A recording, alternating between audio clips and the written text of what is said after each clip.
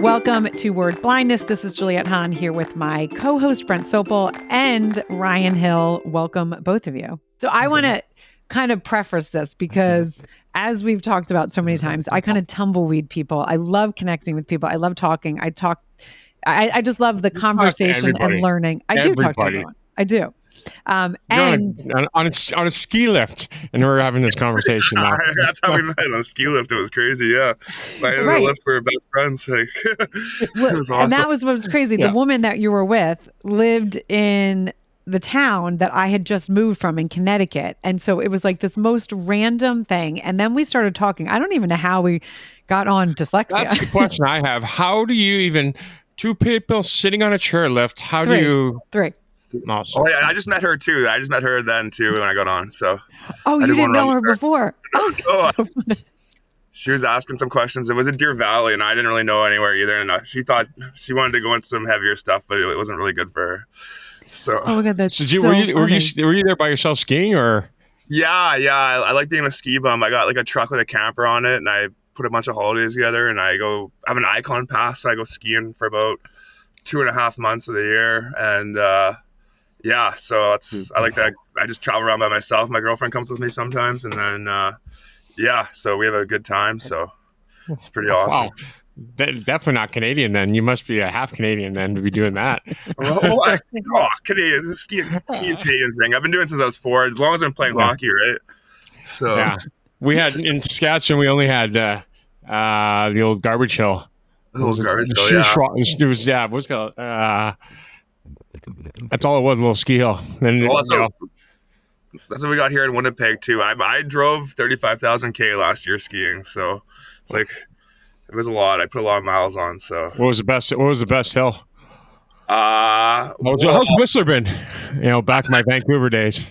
Whistler's not on my Icon pass. I don't make it there usually. Like I spent a lot of time like at Red Resort in Roslyn, BC was good. I spent lots of times at where in Colorado there, what's that place called? Steamboat. Steamboat was pretty good this year. I liked it. They got lots of snow. And then I always make my way down to Utah to start the year off because they got lots of snow to start. And it was awesome. That was a great, they had just gotten dumped and I was on a business trip with Dan.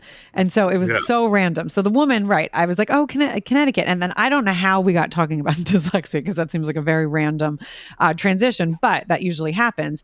And you said, oh, I'm dyslexic. And then I was like, wait. And then you started talking about you're Canadian and the firefighting. And there were so many different things. And I said to you, wait, I have to get you on our podcast because you and Brent will be like, two peas in a pod. But then also listening to some of the podcasts that you've been on, because there was a couple of things that you said, and we're going to get into it, but you've changed union stuff because you're a firefighter. And so many different things that I was like, this is really, really cool. But I want to start kind of with when were you diagnosed with dyslexia? Like, how did you find all of that out? I'd say like grade probably 2 or 3. My mom was like a counselor, like a social worker by like trade, but she was a counselor. Like she helped out at a community college. She dealt with people with disabilities, and she was awesome. She dove right into it, started doing all this research, was getting me tested right off the bat. I remember going on Saturdays doing these long book things, and I used to lose my mind because I hated doing it, getting tested for all my stuff. But she was on, and she was right on it. And like I have ADHD too, so I'm pretty hyper, and so I was on Ritalin as a kid too. So yeah, like probably like grade 3, grade 2, I knew right away. Like I was in French immersion to begin with, and that was a terrible idea. Trying to learn French while you're already you're destroying the English language to begin with. So I failed French and Spanish and every language I taught. I'm here in the U.S. I tell people all the time I speak Canadian. I take American every Saturday. I go to American class, but I haven't graduated that. Yeah, so you speak French? I'm like, French? I can't speak the first language. You want me to speak a second? How does that work?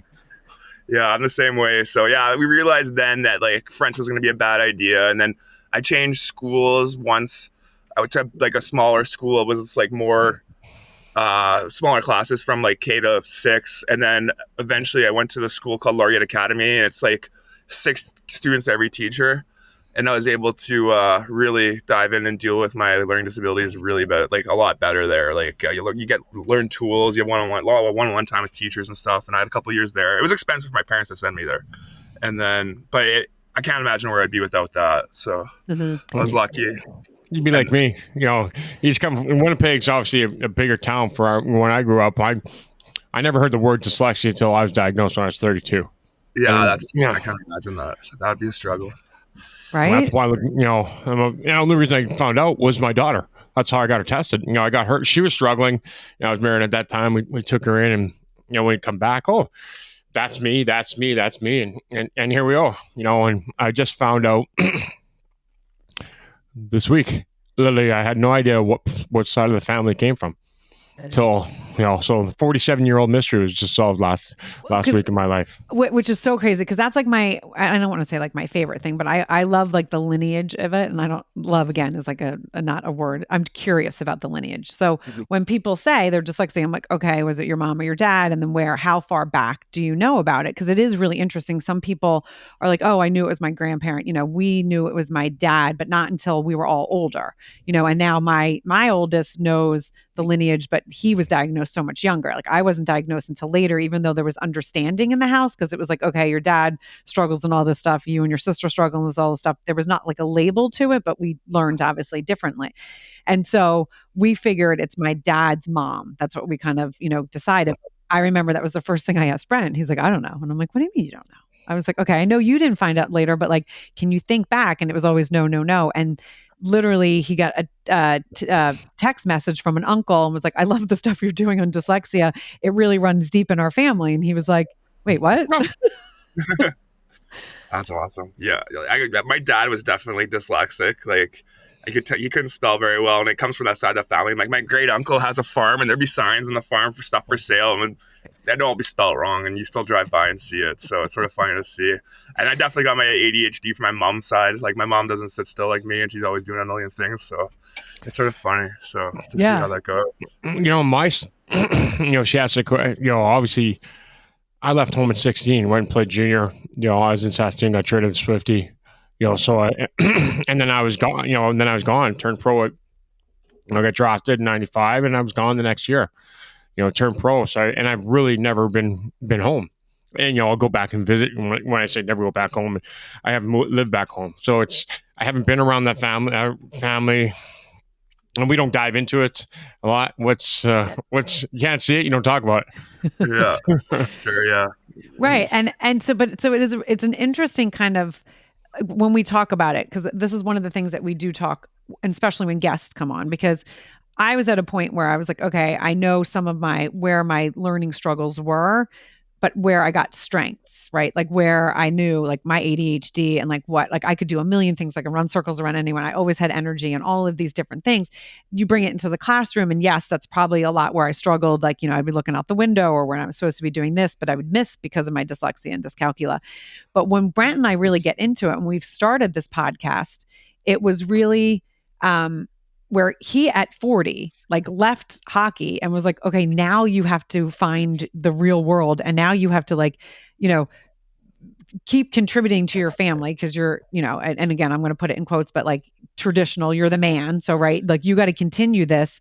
And it's like, okay, well, what can I do? I never got any tools in school because everyone just kind of pushed him through.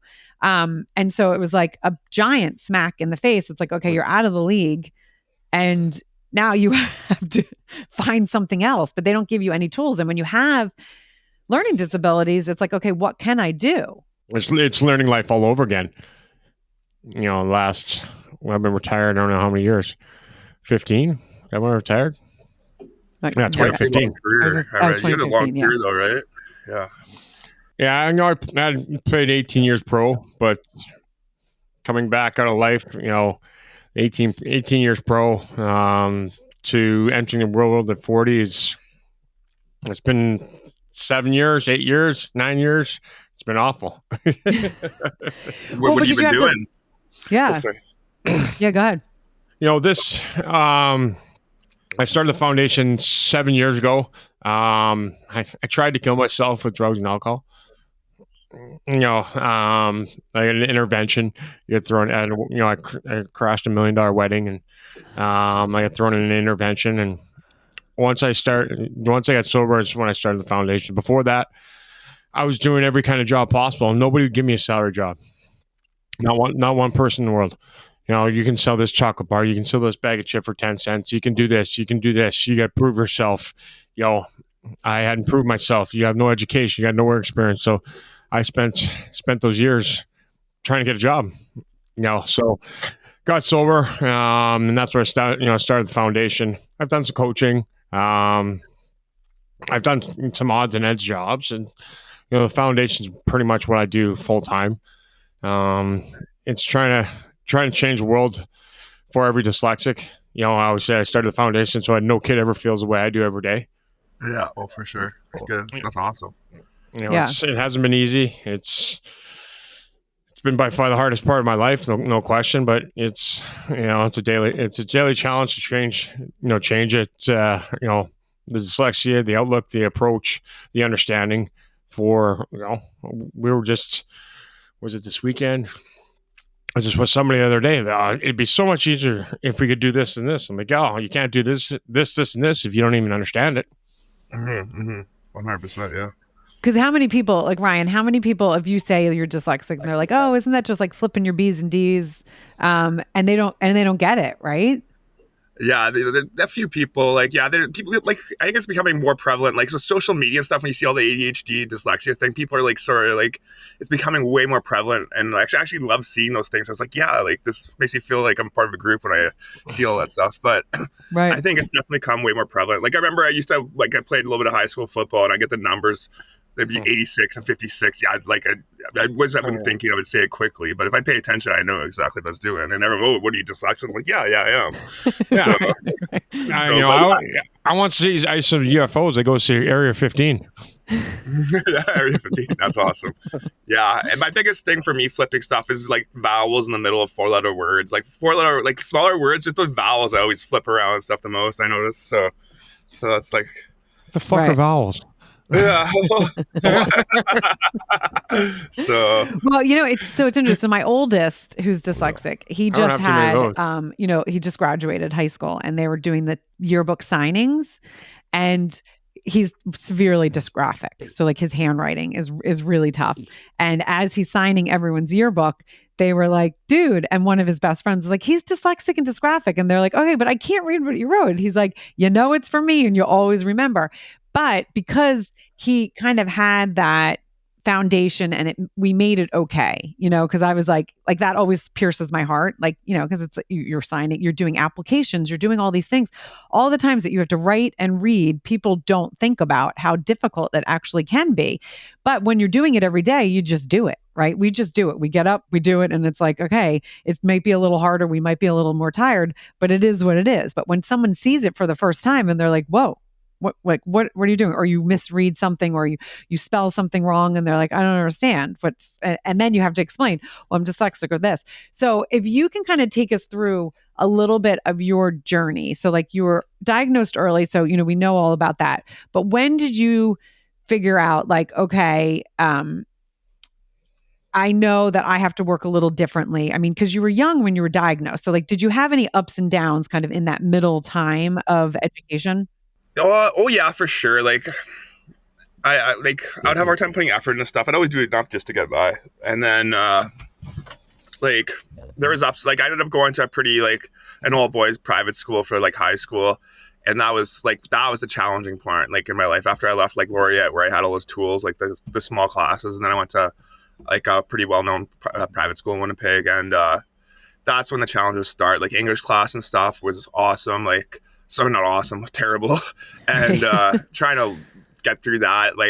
I had my mom, of course, and this is back in the 90s. She was getting every audio tape for every book ever, and she was doing that. I realized she was always my biggest supporter, so I had that going on for me.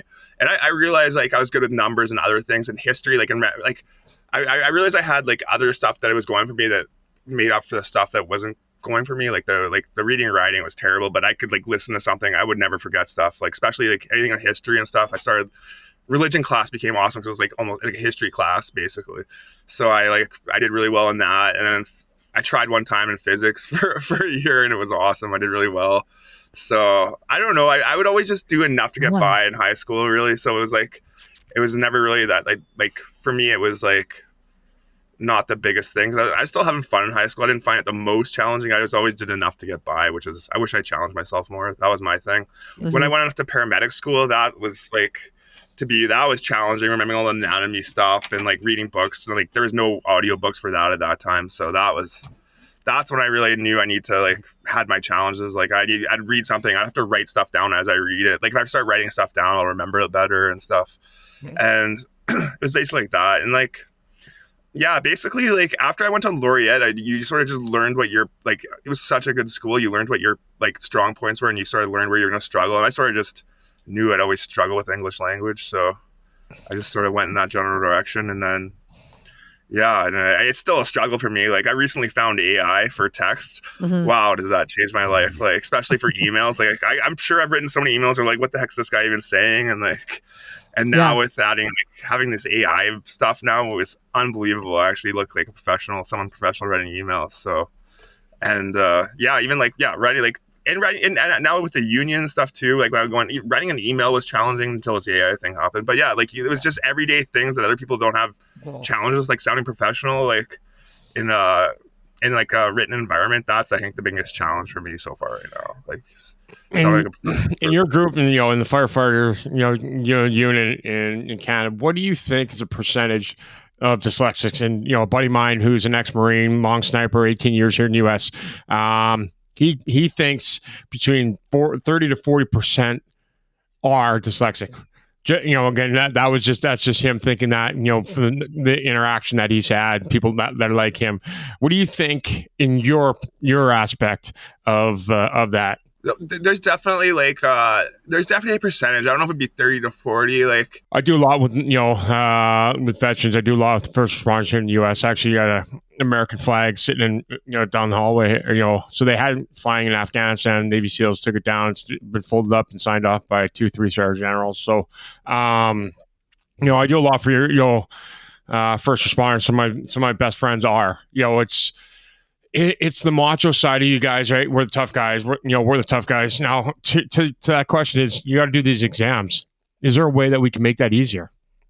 Is there a way that we can make this, because I always say this to a buddy of mine, Kurt, you have to bury it through your shift, because you're taught in academy, bury it. I'm like, it's buried through the shift to get through it. But then we got to talk about it. We can't stuff it in the closet, because it's all going to expose itself. It's going to rear its head at some point in time. So is there a way to adapt to that? Is there a way to, again, this is obviously all on the spot type of thing. I'm always looking at different ways, hearing different ways to make things easier, to have that confidence, because I never one day in my life had confidence in school, because you're good at math. I didn't have that. I had to dyscalculia is the math portion. I got the writing portion, dysgraphia. I've got the dyslexia. I've got ADHD. I got all four. So there wasn't a day in my life. Only place I felt comfortable was on the rink. Nowhere else. I struggle with life. If I'm not in bed sleeping, I'm struggling.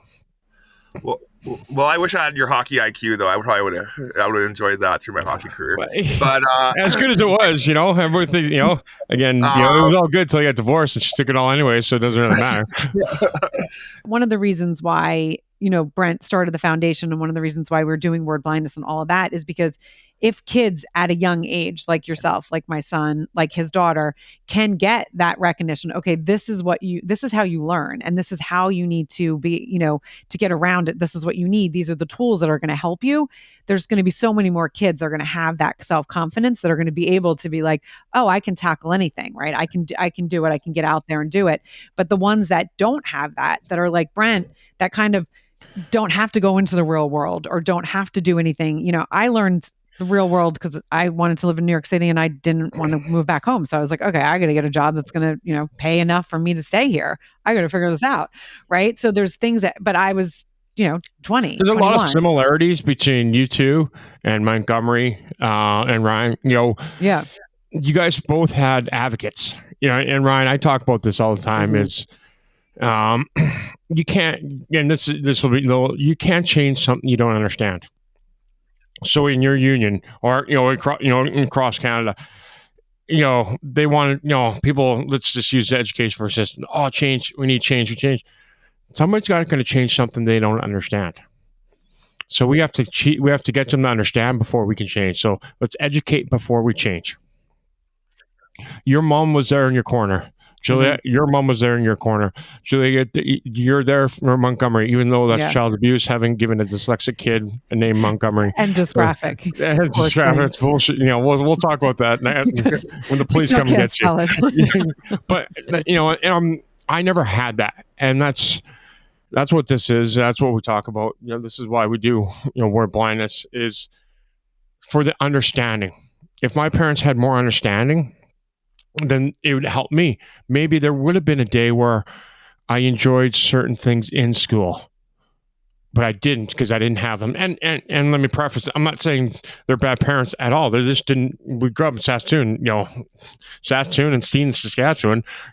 There's no word of it. It was smaller times. So that's why we talk about this. You guys had that advocacy. You had those people in your corner.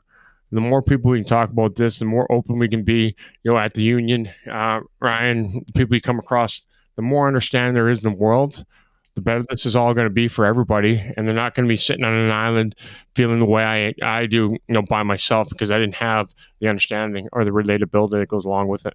Mm-hmm. Yeah, I can't imagine the struggle you must have had there. Like I know, like when I was like a little bit, I got bullied a little bit because you think you're dumb or whatever, but I can't imagine like just not knowing later on, like whenever when I knew what was going on, I sort of just laughed it off. But I can't imagine what you probably went through your whole life not knowing and going through school and that struggle, like, right? Like I could not imagine. Like that'd be hard. It's still plays with me. Everybody talks about the hockey side of things. It was probably one of the loneliest times of my life. And Ryan, Juliet's the first person in my life that I've ever connected with. Oh wow! Take me 46 years. I was 46 years old when I met Juliet. Second person is now my fiance, but it took me 46 years. So winning the Stanley Cup.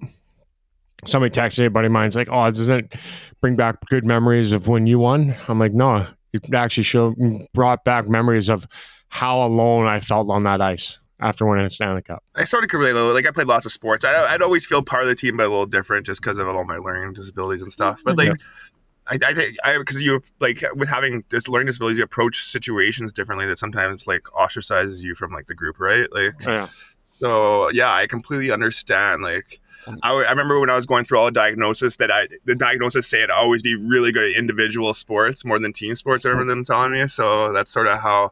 That's how I learned. I sort of realized that too. So, yeah, because I remember getting I played hockey for a pretty high level until a certain age, and then I remember I've gotten some scraps with my own teammates and stuff, and not getting along with certain things, right? So, yeah. And because I played sports, and I remember always messing up the drill, right? And there was people that would always, but will you just pay attention? And I'm like, I'm trying to pay as much attention. I have to see it being done. But so, as you said, there's like so many different things that we don't think about. And we also, until I met Brent, I was like, yeah, I kind of put that stuff behind me, right? Like I am now successful. I'm doing these things. I don't really like going back and kind of thinking of those times.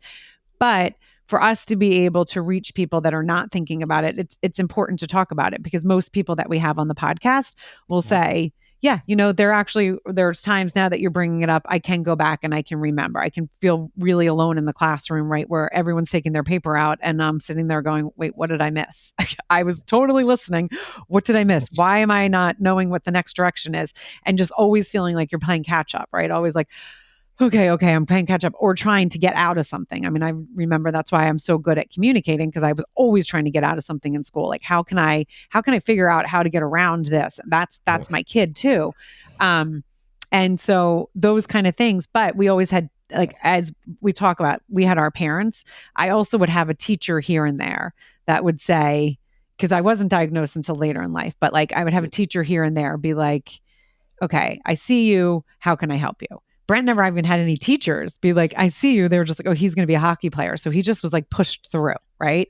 He's just pushed through. And so it's like, you don't have any. And there's so many kids that happens to. There's so many kids that it's like, we don't know. Chicago inner school, inner city, 0% graduation rate and 50% of inmates are dyslexic. And it's like, this shouldn't be like, this is ridiculous. Just because we had parents that were like, okay, let me help and do something. Like, what about these people that are sitting in prison and maybe they wanted, if someone had a little understanding and a little like, hey, let me help you.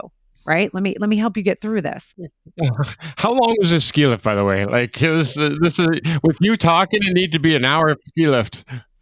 It wasn't a high speed quad. I remember that. It was a slower quad. It was So definitely, we had some time. So yeah, I made friends Whatever that already. means, because you know I haven't skied since I was 13.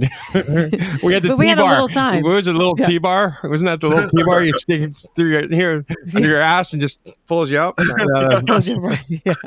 Well, dude, didn't you have your banana? Was it a banana yellow jacket or a pink? I did. I had a bright, it was like a greenish yellow fluorescent yellow jacket. Yeah. With a sign say, "Here comes Juliet. Here I am."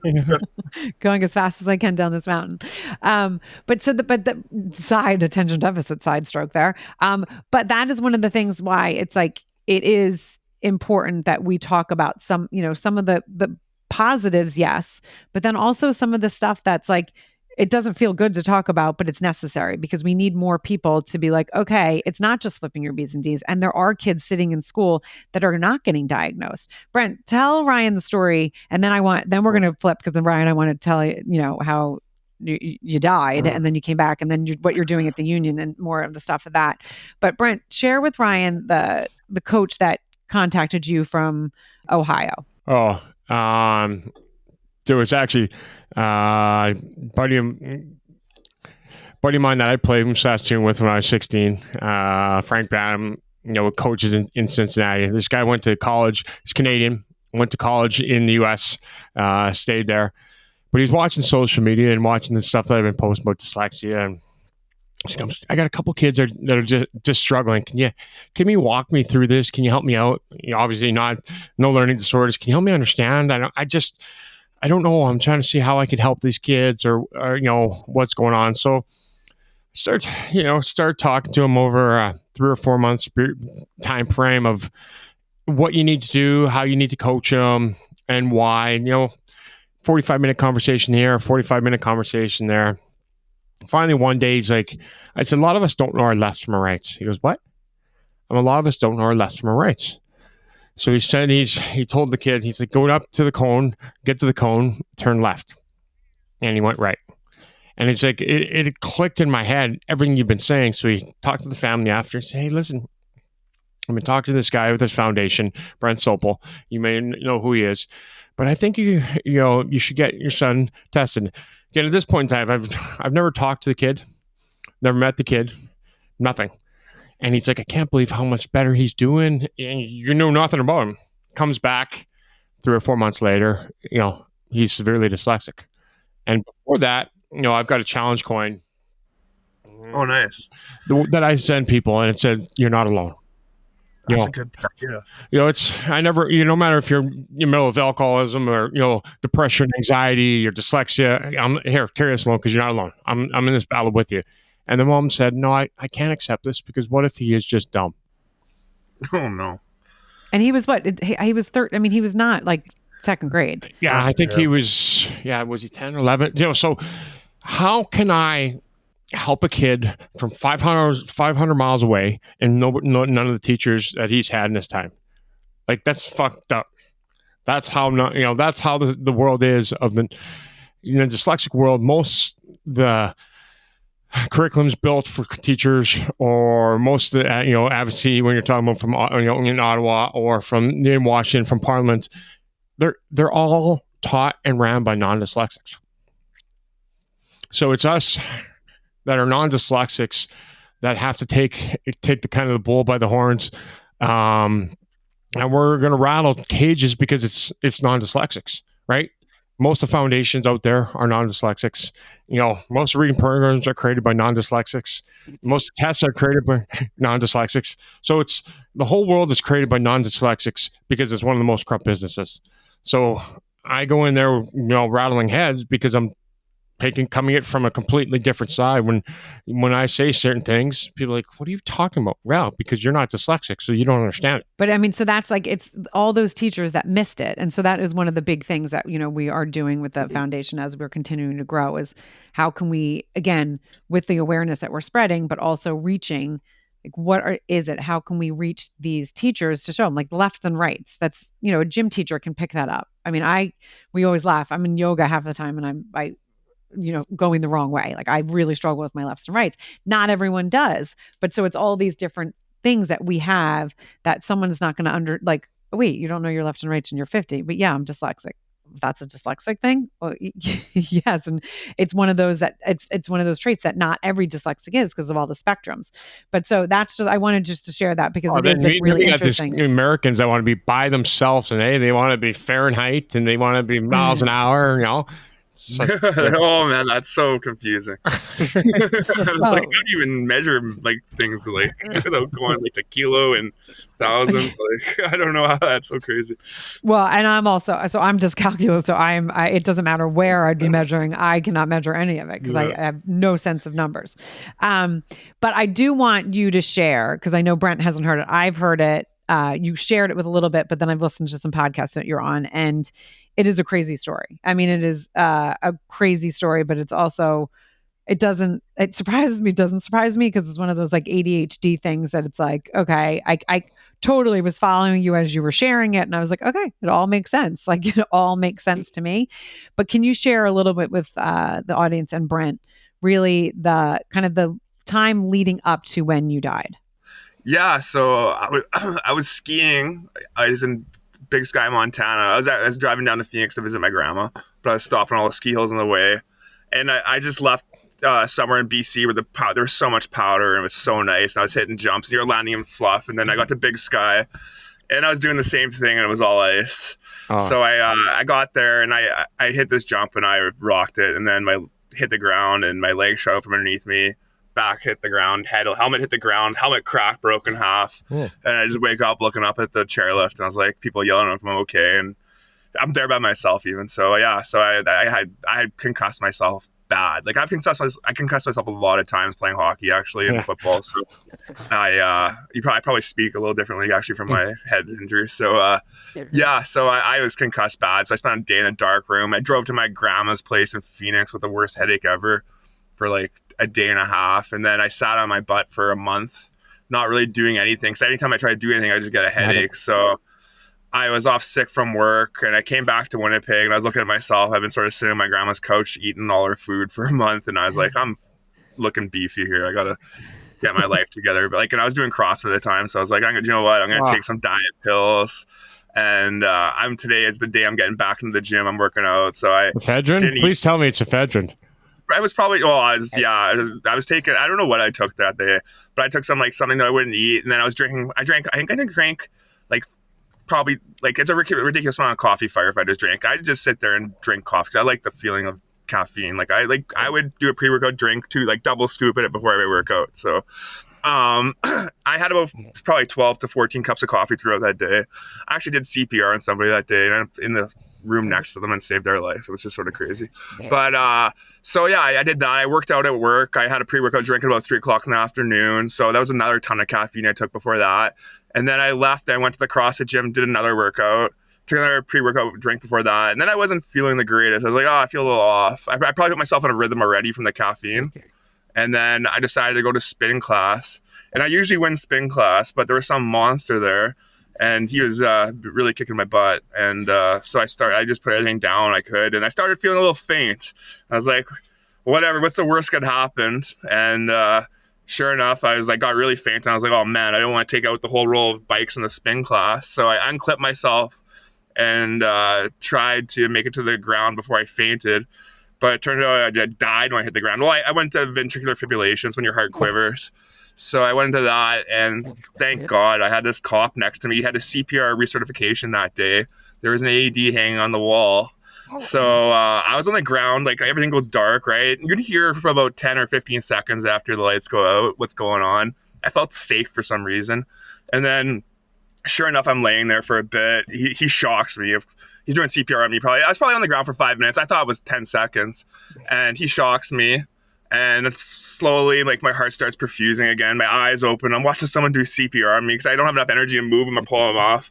Finally, I yank him off. And I was like, he was doing CPR in a spot that wasn't even, like, I thought was wrong, too. And I just said, oh, you don't do CPR down there. And I'm like, I fainted, guys. I fainted.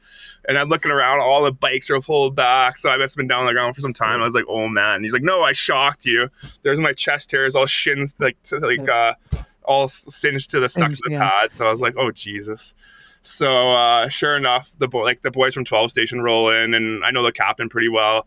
And I was calling my girlfriend. I told her I just died. He's like, oh, I think Ryan went. He's calling my girlfriend, telling him I think Ryan just went a little too hard in the gym and stuff. So I ended up going to the hospital. We downloaded the AEDs thing, and sure enough, I was in VFib and I was in a deadly rhythm. I was dead if I didn't get shocked. And there I was. Yeah, I spent. I was lucky how fast I got saved. I had no So a lot of people have some cognitive impairments and brain damage from it. I remember everything. Like a lot of people don't remember, are down for more than time I was. But I was so oxygenated from working out that it actually worked out so well for me. It was like, it's unheard of. I met a guy that's a police officer in the States, and he's the first police with I have a internal defibrillator. He was the first one in the States, and he has a foundation too. And he said out of everyone he's talked to, no one remembers getting up. And he's like, I'm the only one who's ever remember getting up. So the guy who saved my life did an amazing job. So he got me back. So yeah. I spent 3 days in the hospital. I really wanted to get out of there, and they couldn't figure out what happened to me. So they're like, well, we'll give you this ICD. And I started asking if it would affect my job, and they said, no, it'd be your actual health. Whatever you get diagnosed. Most people who have a cardiac arrest get diagnosed with something. I either had a heart attack, either I'd have a blockage, or I'd have some kind of disease, like a long QT syndrome, or some kind of enlarged heart sort of issue, right? And I ended up having nothing. I did this myself with caffeine. So then eventually that started my fight back to return to work with the defibrillator. So it's my buddy's got the internal. So I understand. I've heard that. I've got the enlarged heart. So I try and have at least 10 to 12 big Red Bulls a day. You got an enlarged heart? Yeah, massive. Oh, geez, you been diagnosed already? Yeah. I was. Jeez, you should get an ICD, dude. I was playing in the minors. I think I was 21, 22. I went there. I got a chest X-ray. I had a cough. It fucking rushed me in. Like, what the fuck? What is this? Your heart's triple the size. You got a hole in your heart. Oh, Jesus. And here we are today. I guess, like I said, 10 to 12 ounce Red Bulls a day. I think I'll crush down, on a good day.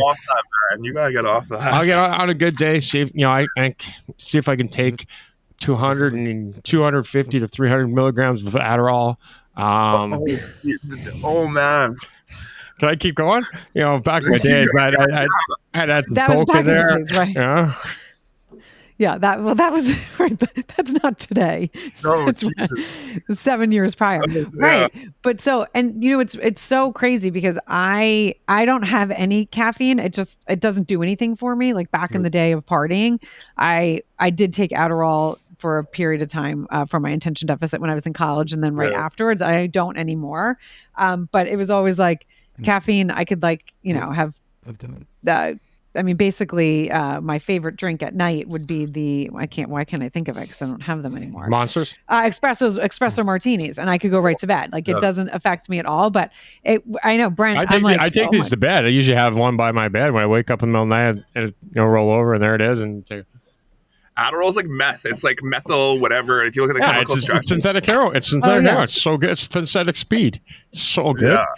Well, I was actually on Concerta 2 weeks ago, and I think it caused some problems in my life. I was taking it to study for this exam I was taking, and I've had it and I take it once in a while, but I took it every day, and I started upset. We had some issues going on with the union, and I completely stopped studying and started obsessing about stuff. I get a little obsessed with stuff. It's just probably for everything I do, but I was obsessing about the union stuff. But the Adderall was adding to this situation. I didn't sleep for a week because of it. And I was trying to study, taking it, and I was just I had to go to the hospital with sleeping pills. I was I won't touch it. Like I was on Ritalin as a kid, and I never had that effect. Like I used to play hockey better when I was on Ritalin. I used to do everything better. I love working out on Ritalin, but now I took Concerta, and I was like, wow, that was the worst experience of my life. Well, that's and to that point is most people don't know what ADHD is. ADD is the old term. It's like we don't get dopamine, so Concerta, Vyvanse, Adderall, Ritalin, what they are, and they hit differently. They're a synthetic, so each one hits different. Each one hits differently. Obviously, you could probably go back to your Ritalin.